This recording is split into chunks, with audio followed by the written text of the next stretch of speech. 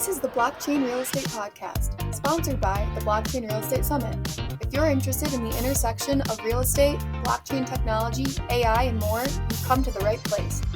Don't miss your opportunity to attend the Blockchain Real Estate Summit 2024, happening this September 24th through 26th, online for our worldwide audience.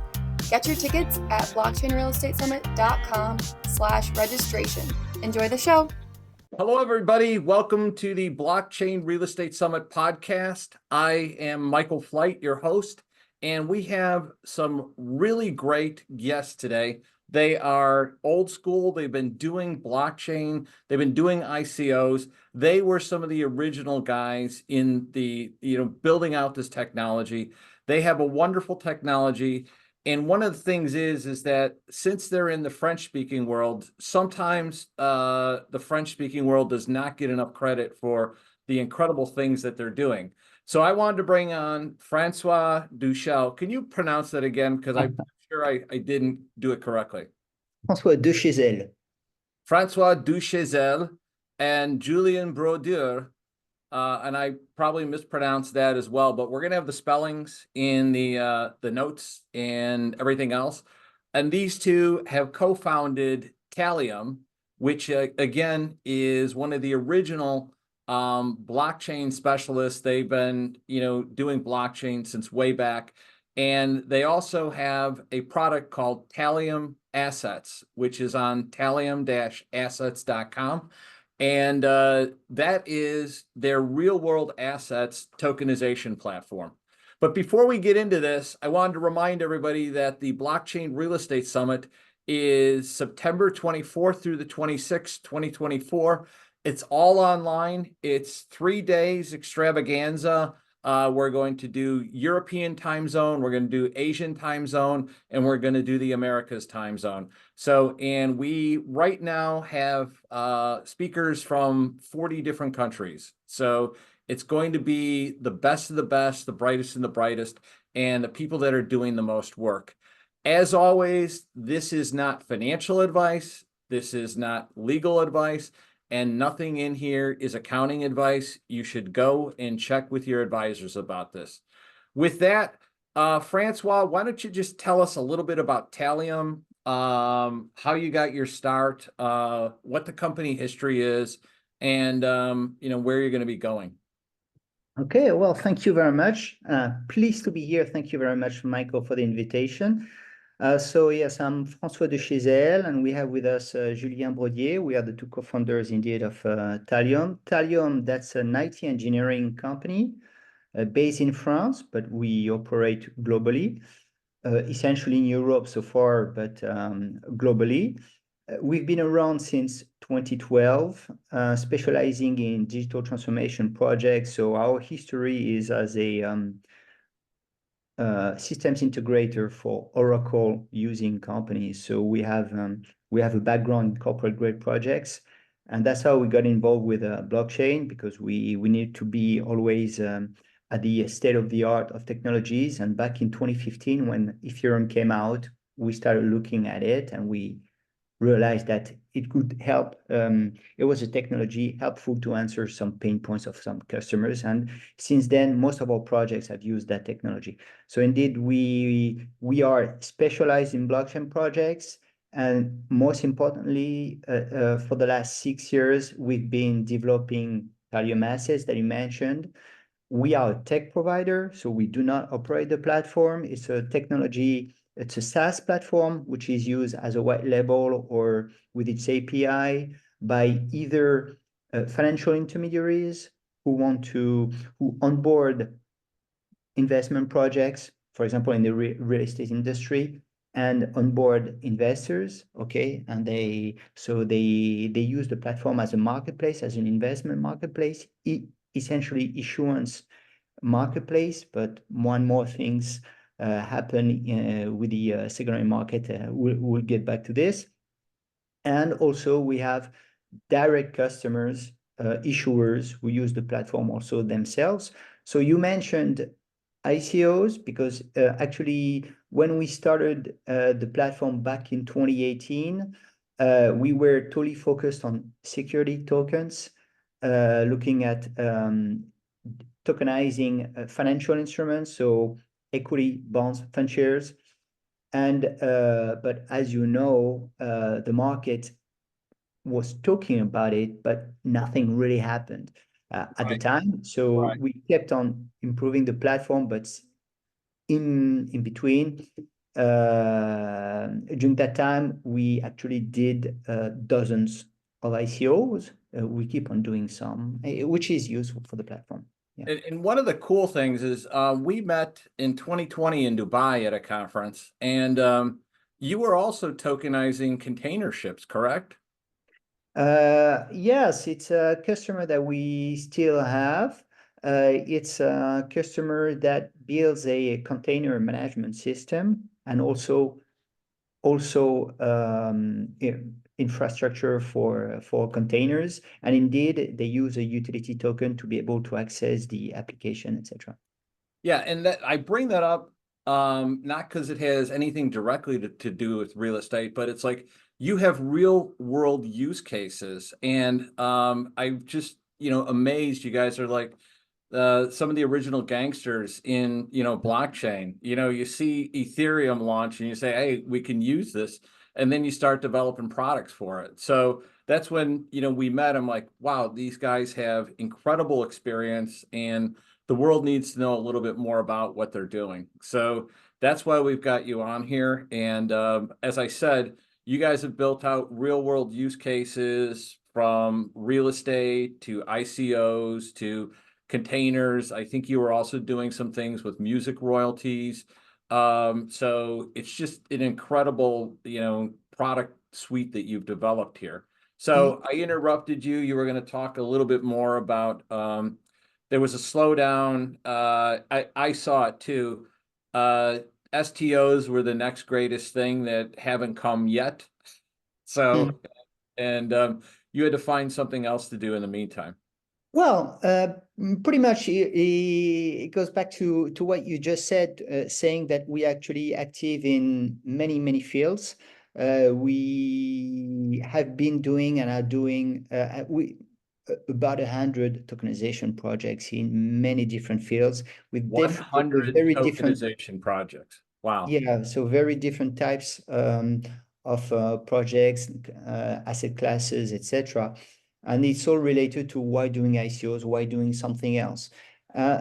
So that goes to our history of before doing tokenization. We are in the digital transformation business. So our job is to understand needs of customers and then conceive the solution that best answers it. And that's exactly the same with tokenization. People don't do tokenization because they want to do tokenization. They look at this technology because it solves some pain points. For example, first, which doesn't strictly need only tokenization, but there is digitizing the processes and being able to automate as many processes as possible to save on costs, etc., and on asset management, etc. Then you have also the fact of, well, a token is transferable. That's the reason to be of a token. So you have to have secondary market possibilities in mind when you conceive a platform like that, so that you enable, you considerably facilitate secondary trading, hence de-risking the investment for the investors, which is what it's all about. And then also the tokens enable possibilities with collateralization. That's another subject which is pretty new, but that's it. So yes, so the way we looked at it and why we've been able to adapt to many different cases is because, again, we're not originally a platform editor. We are a systems integrator, digital transformation, doing digital transformation projects. And we know with our experience with Oracle customers, so corporate grade customers, that it's not about just having a POC. It's about actually it's about having something that can go in production, that can evolve, that is scalable, which is secure, which etc. And also the functionalities and everything that that you're going to use and that you may want to use, maybe you don't think of them today, and you need to be flexible. So the platform, so we spent between 2018 2019 18 months just working on the core architecture to make sure we had something that would have a future. Having a future is being adaptable to any class of assets. So you may have indeed utility tokens, but you may have financial instruments with you could have equity with a standard shares, preferred shares. You could have a shareholders agreement with confidential clauses, asynchronous clauses, because, for example, on the secondary market, possibly you need to check with the board of the directors that that nobody has preemptive rights on the transaction, etc. You can imagine whatever, Right. bonds, fund shares, etc., etc. So first, it had to be totally flexible. So we have a platform which is totally flexible, which enables us to adapt to. We don't push a class of asset. We say, okay, what is it you need? What is the class and subclasses of assets that you need for your business plan? And then we can implement it. Then also the platform needs to be flexible with the blockchain. So we are compatible with any EVM compatible blockchain if you're a virtual machine. Well, and I just want to highlight this because you told me one time it's like 25 or how many? No, actually it's many more. Okay. Give me the number of blockchains, because it was an impressive number. It was impressive. Okay. Possibly we had a discussion back in 2020, Right. and I said at the time that we were compatible with 25 blockchains, but actually we're compatible with hundreds of blockchains. And so hundreds of blockchains, folks, they're compatible with. They built out this, project. Great. I'm sorry. Yeah. So there again, we don't push anything. The idea is to understand where does the customer want to go, what blockchains does he want to use for transaction fees, for whatever, etc. And we can totally adapt. Then also we need to adapt to, like I mentioned, for example, that maybe shareholders agreement rules, etc., clauses, etc. We can adapt to all that. Of course, we are multi-jurisdiction, so we can adapt to any rule of any jurisdiction. We have transferability engine, so we can implement any rule that needs to be checked on the primary market, on the secondary market. So your transferability engine works as kind of like a whitelist type of a thing, whether things can transact or not transact. Well, actually, I would say it goes beyond a whitelist, because having a whitelist is you create that whitelist and then you check on the whitelist. While here it's at every single transaction, you may want to check for every single transaction that all the rules that need to apply at that specific time are verified. So it's not just checking a whitelist; it's really, and possibly calling some API to check on whatever, etc. We have full flexibility on that. Also flexibility on the KYC processes. So we have implemented 7 KYC providers so far, and we have KYB providers. Whatever means of payment, we have integrated payment service providers and payment service provider orchestrators. Can we talk a little bit about payment service providers? So that's a big thing. So when you're onboarding people, you want to be able to collect the money, especially when you're capital raising. You want to be able to collect the money as fast and efficiently as possible. So I'm assuming that you do ACH and you do credit card, debit card. Do you also, it's set up to take crypto? Of course. Okay. Of course, especially because actually, like I said, we've done and we keep on doing many ICOs. And with ICOs, actually, our experience shows that it's 50-50. It's 50 fiat, 50% crypto. So, and we handle all the reconciliation issues that there may be. And trust me, with ICOs, there may be many issues. We handle the fact that there may be peaks of demand, because we've had, for example, an ICO with, I believe that was 15,000 investors. So 15,000 investors. Yes, that's huge. And typically tokenization platforms are not made to cope with this type of demand, especially the peaks, because blockchains are not made to handle with high peaks of demand. So so the entire platform for us, whether it's UT token, security token, basically the core technology behind is the same, and it all well, we leverage every project. So for everything we implement better, the entire customer base benefits from it. So that's good. Nice, very nice. And we were talking recently, and you said that you were kind of like making a conversion with your platform. So we were talking about the Talium Assets platform. So we should actually go, if I have a real estate project, let's say I have an apartment building or an industrial building or a shopping center in the United States, or the same thing in Europe, and I take it and I want to tokenize that and sell shares of it. The Talium Assets platform is what I would use to do that, correct? Absolutely. We have some sort of a best of breed approach. Okay, so we consider that, like I said, we are just tech providers, engineers, tech providers. So we provide this piece.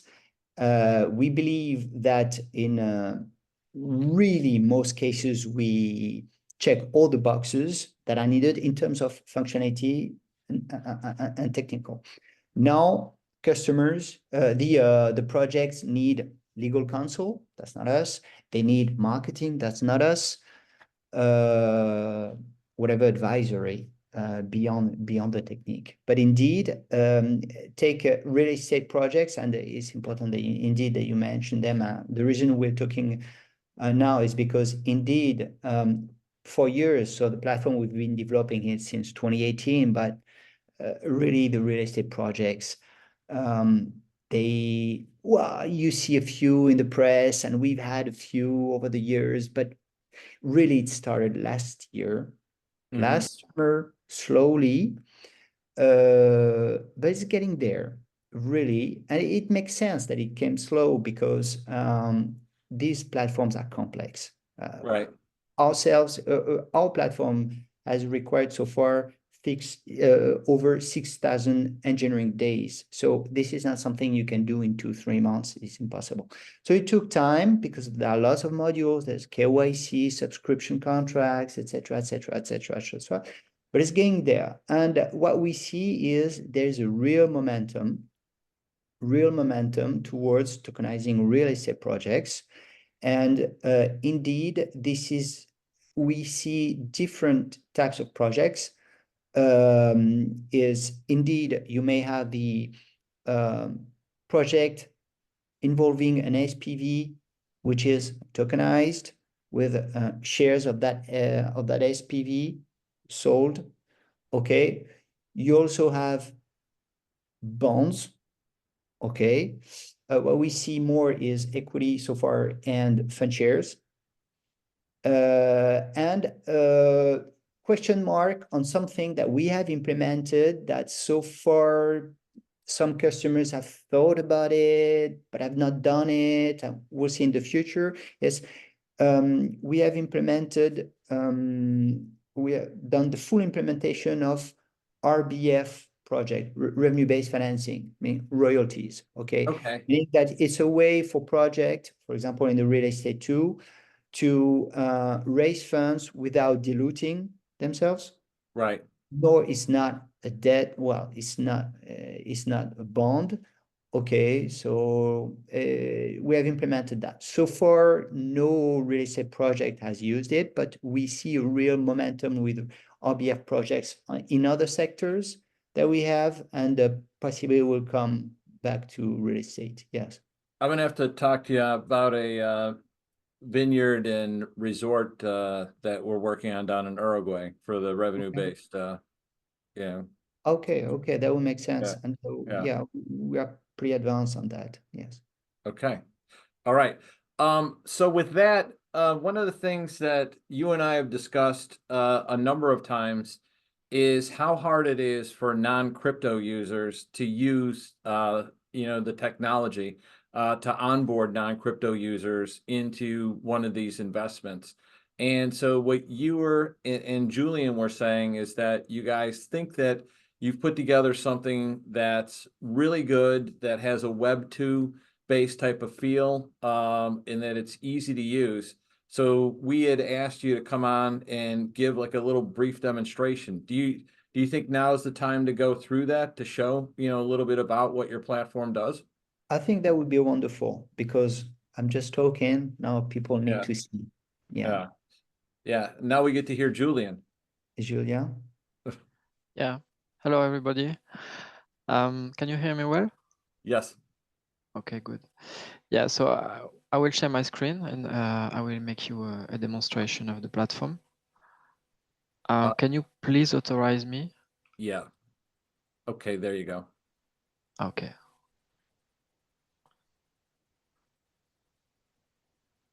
Can you see my screen? Yes. Okay, so I'm going to show you different dashboards that we have in the platform. So we have mostly 3 dashboards. We have an issuer dashboard for companies to tokenize their assets, like equity, bonds, fund shares. We have a investor dashboard for investors to be able to subscribe, make payments, receive dividends, and so on. And we have a administrator dashboard for marketplace administrators. So a marketplace is a set of different tokenization operations where you can customize your logos, your users, and so on. So I'm going to start by the issuer dashboard. What you can see here are different tokenization operations. Let's see one specific operation, so real estate equity X. And this is the dashboard to administrate this particular STO, or security token offering. So you can find the state of the investments. You can retrieve all the investor KYCs. So you can drill down to have the detail of the passports and selfies and so on that have been uploaded through a KYC provider during the KYC process.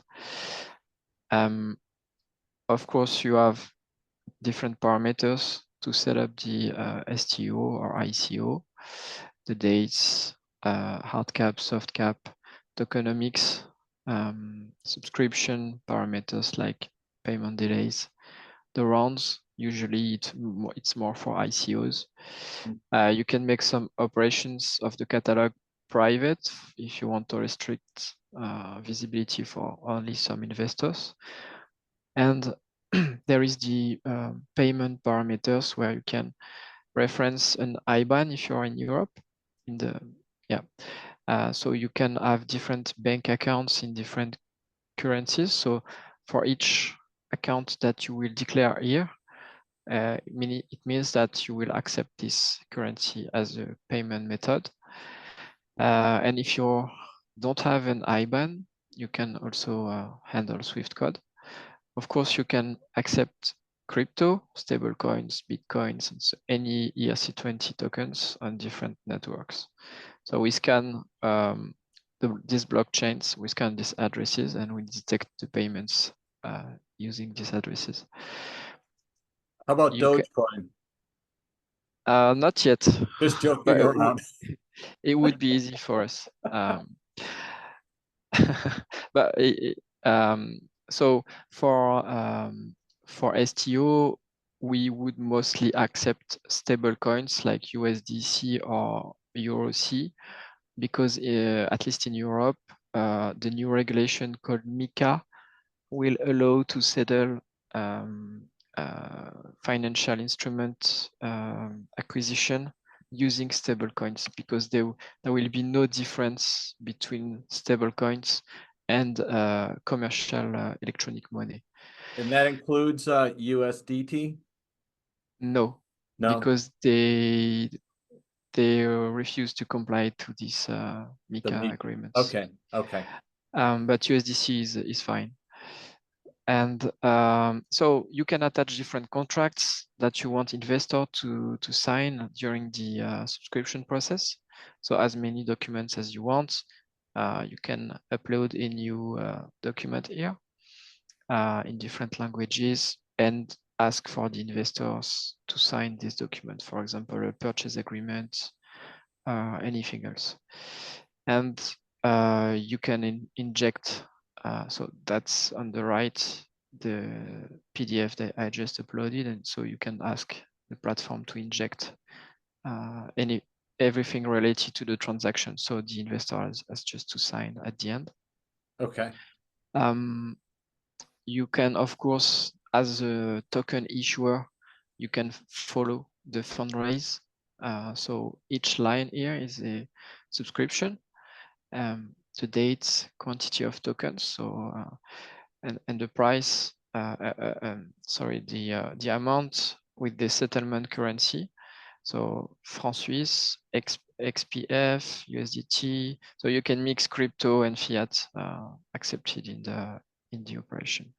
And if you unfold this, you find the attached contract signed by the investors and the payment that has been detected using open banking or on the blockchain. You can follow. Okay. Sorry? I would like to also, if we get a chance to see what an investor, would. Yeah, sure. Okay.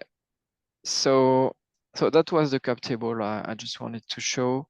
Okay. With the different shareholders, which is synchronized with the blockchain in real time, and the movements of the assets. So any movement is also synchronized with the blockchain.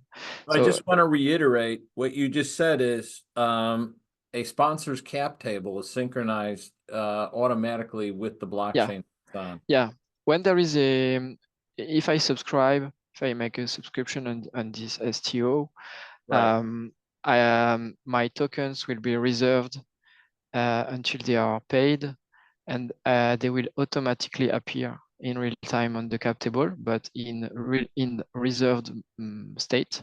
Okay. And as soon as I pay, they will become locked, and at the end of the STO, they will become released. All right. So on the investor side, so right now, I'm now connected as an investor. I can see the catalog of current STOs. So if I drill down to a particular one, I can see the progression.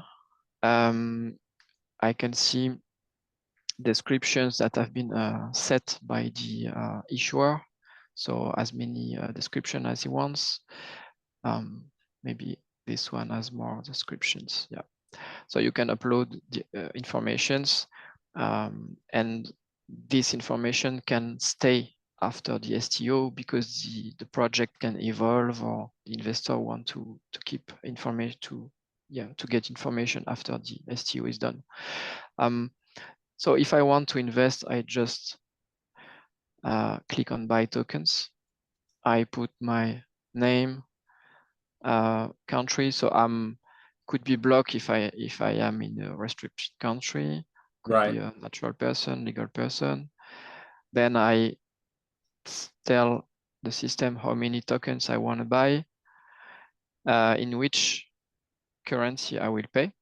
So if I pay in crypto, I will get a QR code and scan it. If I pay in fiat, I could be redirected to a PSP page or wire transfer page. Let's, for example, pay in USDT. So at that time, a subscription is created. So the tokens are reserved, but not paid yet. So I'm not yet a shareholder of the company. So in this case, there have been two contracts that I needed to upload. They are supposed to be signed. And then if my KYC has not been done yet, I need to start KYC procedure, standard one. So my camera is broken, so I will force my KYC. I think. And just to back up a little bit, this you would set up for an issuer, and they could potentially have a white label where people would just see, you know, that issuer's logo, branding, and everything else. Yeah, exactly. Yes. Okay. Yes. So let's say I did my KYC and last step is payment. So I'm just asked to pay to this particular bank account. And yeah, so I can see my tokens here. So let's see from another account like this one that is here. So that's the recap of all my tokens. And actually that's a wallet where I can unfold to transfer my tokens to someone. And at that moment, if I click on transfer, it will apply the transferability rules. It will execute the transferability and compliance engine that François was talking about before. And so let's say I want to transfer this amount. The transferability engine will check if I am authorized to transfer such an amount. So these rules, they could be configured from the issuer dashboard in per operation and here. So you have a script where you can define anything like, did I do my KYC, KYB? Are my tokens locked in vesting contracts? Or depending on the CFI on the asset class, is it authorized to transfer such or such asset? Or any rule could be invoked here. But the key thing is that if the issuer goes out, creates a marketing campaign, has the property or the deal or the company, they could create a landing page and direct their investors to a landing page, or create a marketplace page where there's a number of offerings, and they would have all their logo and everything, and the investor would then, you know, it's a simple process to come on, read about the offering, and then decide if they want to invest or not. Yeah. Yeah, it would be the customer's URL, etc. We can also have what Julien is showing now is the multi-operation user interface, but actually we also have mono-operation user interface. You may have a customer may want to have a either have a single operation or have several operations under this catalog format, and then for every operation have a separate URL with separate user interface, etc. We can handle all that. Right. They could create like a funnel going down to a separate landing page, and that landing page is the URL that shows up here. Yes, exactly. So we also have a kind of secondary market, OTC market, which is actually a built-in board where you can just see the orders from others and your orders, and you can publish a new buy or sell order with a quantity and proposed price. So so if you're interested by someone orders, you just click on contact to make the platform send this person an email asking, do you want to be in contact with the potential buyer? And the negotiation and transaction happens off the platform because, well, it could happen in the platform, but making it happen outside the platform avoids our clients to be regulated. Right. Right. Yeah. But we could also provide DVP, delivery versus payment contracts, or things that would avoid counterparty risks and things like that. So when you have got some financial instrument, digital securities, you can mention your own IBANs, your own accounts, bank accounts, or crypto accounts to receive dividends that we have calculated. So to calculate dividends, coupons, interests, royalties, and so on, we base our calculation on blockchain movements. And what we do is that we replay all the movements until the calculation date to know who owned what during the months, during the semester, and so on. So replaying the movements allows you to have the state of the cap table at any time in the past, so that we can just multiply the cap table by the, for example, dividends per share.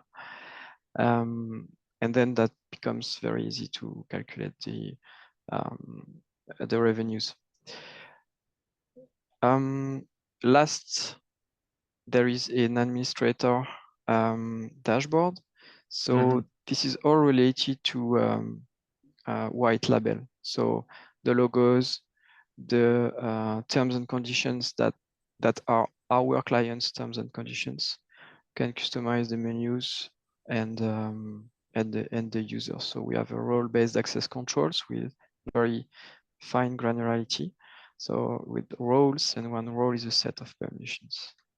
You can whitelist also people entering if you want to have a club deal or private marketplace. Yeah, and restrict countries also per tenant, per marketplace, or per operation. Okay. Okay. Yeah. Very nice. I'm done.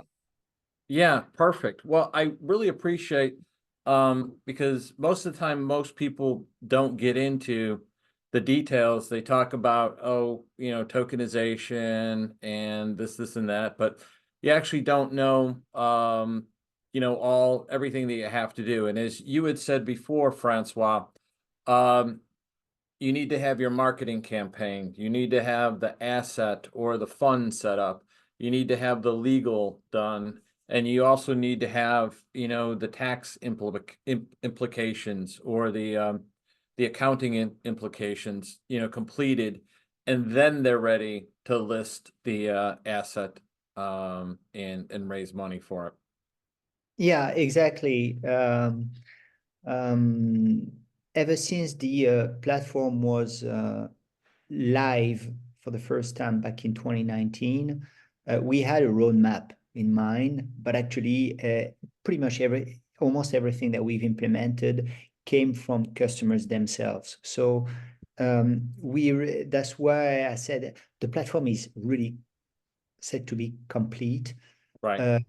And that's why I said previously that in terms of the best of breed approach, for the tech and functional part, we a priori check all the boxes that you need. But then indeed, a project is not just a platform. A project is a number of things. First, is the business plan. Then is Right. the legal part. And then all you mentioned. Yeah, absolutely. All right, perfect. Well, I really want to thank you, Francois and Julien, for coming on today and talking about Talium, the company, and Talium Assets, the tokenization as a service platform. So can you give people listening how they can get in touch with you to learn more about Talium, the company, issuing STOs, ICOs, royalties, or anything that they can think of they might want to talk to you about?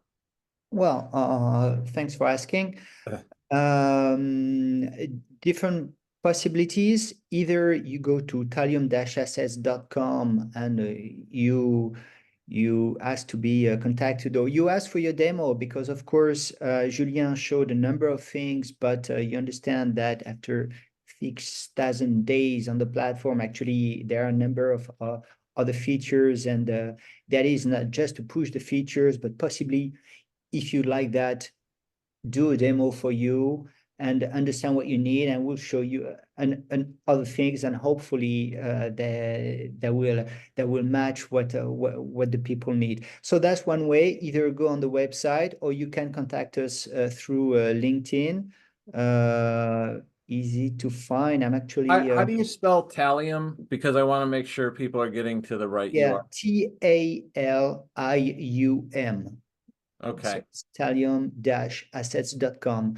If people go to talium.com, which exists, this is the historical company where we do digital transformation projects, essentially for blockchain projects. But there's a talium-assets.com, which is our core activity now. And that's how they can also find you on LinkedIn as well. And we're going to have that information in the show notes as well. Wonderful, wonderful. Yeah, great to be here, because it is now that things are happening, and we didn't talk about collateralization, etc. But I totally believe, I'm a firm believer that it is one of the game changers that are going to boost and accelerate the trend towards tokenization. Absolutely. Well, Francois will be graciously speaking at the Blockchain Real Estate Summit in September. And those dates are September 24th through the 26th. And so I think because of the panel that Francois is on, he will be talking about collateralization. And as I've said before, all the rage now is real world assets. And basically most of those real world assets that are being tokenized right now are treasuries and bonds and things. But Talium has been on the forefront of tokenizing real things. Like I said, it's, they're tokenizing royalties, they're doing all sorts of stuff, and they've got the proven technology to do it. So we're looking forward to having you speak in September, Francois. And I just wanted to thank both you and Julien for coming on and talking more about a company that I think should be heard more from in the industry, because a lot of people, we need to get you out there more, because you've got actual real tech that works. Well, thank you very much, Michael. It was a real pleasure to be here, and we hope we were clear. And I'm definitely looking forward to September. It'll be my pleasure. Thank you. Thank you very much.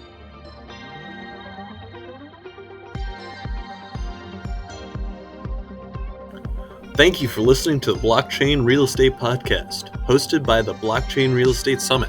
Don't forget to sign up for the Blockchain Real Estate Summit 2024, happening this September 24th through 26th, online for our worldwide audience. Get your tickets at blockchainrealestatesummit.com/registration. If you enjoyed today's episode, please make sure to follow the Blockchain Real Estate Podcast on your favorite platform and leave us a review. Your feedback really helps increase the visibility of our show, allowing us to reach more listeners like you. If you have someone in mind you would like us to interview, you can go to blockchainrealestatesummit.com and leave a comment. Hi, this is Adam Carswell, the voice of Liberty. This podcast is solely intended for informational and entertainment purposes only and is not intended to provide tax, legal, investment, or accounting advice. You should consult your own tax, legal, accounting, or investment advisors before engaging in any transaction or undertaking. Thank you for listening to the Blockchain Real Estate Podcast, which is a part of the Blockchain Real Estate Summit Network. Go to blockchainrealestatesummit.com for more information, free reports, and giveaways with free stuff. Thank you.